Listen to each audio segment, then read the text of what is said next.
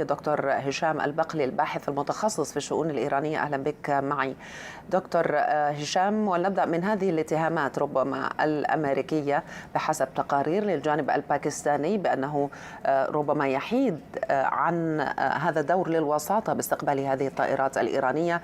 كيف سينعكس ذلك على المشهد برأيك؟ اولا تحياتي لكم وللساده المشاهدين. بالطبع التقارير التي صدرت وارتعلت الجانب الباكستاني بهذا الامر تفوض الجهود الباكستانيه في اطار دور الوساطه، ويبدو ان الولايات المتحده الامريكيه لم تعد ترى ان الدور الباكستاني كوسيط اصبح ذو جدوى في خلال هذه الفتره، خاصه بعد حالة فشل التوصل إلى اتفاق ما بين واشنطن وطهران على مدار الفترة الماضية.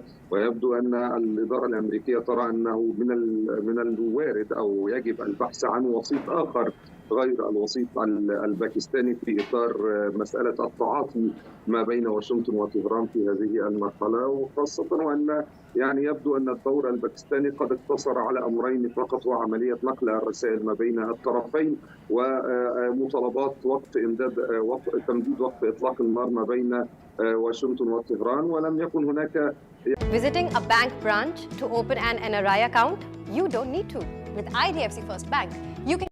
الأمريكية في هذا. ولكن ما هو المطلوب دكتور هشام؟ ممارسة ضغوط، بطبيعة الحال فإن الوسيط ينقل الرسائل ولكن لا يقوم بممارسة الضغوط على أي طرف.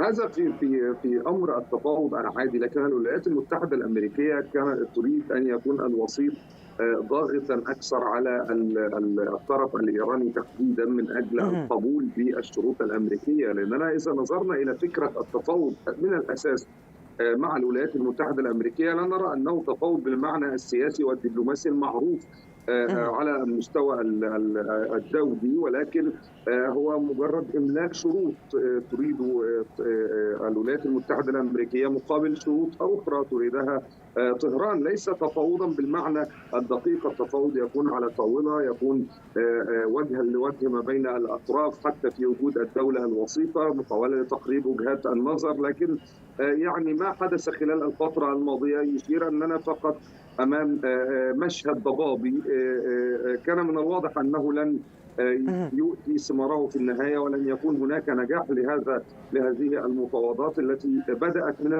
من الأساس على هدنة هشة، يمكن كما أشرت في التقرير قبل قليل. هذه الهدنة الهشة التي تعاني منها المنطقة منذ بدايتها، لأنها لم تبنى على أسس صحيحة. دائما نرى في الحروب وفي المشكلات المشابهة أن هناك عندما يتم فرض هدنة يكون هناك أسس لها، ثم بعد ذلك ننتقل إلى مرحلة التفاوض وفق أسس معينة. كل هذه الأمور غير متوفرة وغير موجودة في المشهد الحالي ما بين الطرفين الإيراني والأمريكي.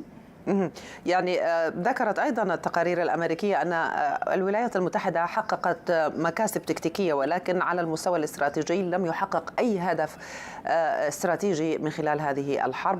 ما الذي يمكن أن يقود الجانب الأمريكي إلى هذه النقطة؟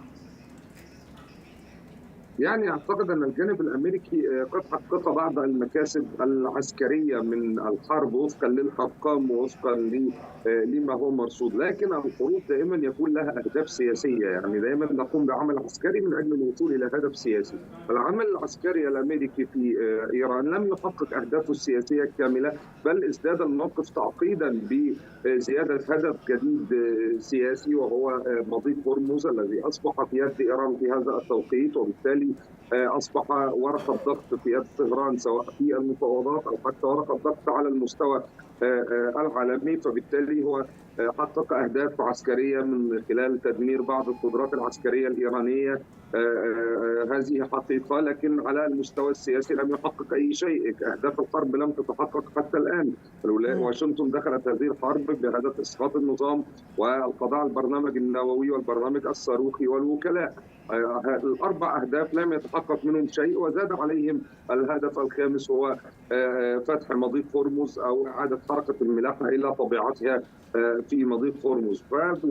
وهذا السبب الأساسي في عدم التوصل إلى اتفاق من خلال التفاوض، أن الحرب لم تحسم من الأساس عسكريا حتى يكون هناك حل سياسي مرضي للطرفين، لأنه طالما الحرب هناك سردية انتصارية تتبناها طهران، سردية انتصارية أخرى تتبناها الولايات المتحدة الأمريكية، من وجهة النظر للطرفين قد نراها صحيحة. يعني إذا نظرنا للولايات المتحدة الأمريكية تقول أنها انتصرت عندما تحقق أهداف عسكرية وتدمر قدرات عسكرية إيرانية فأنت انتصرت.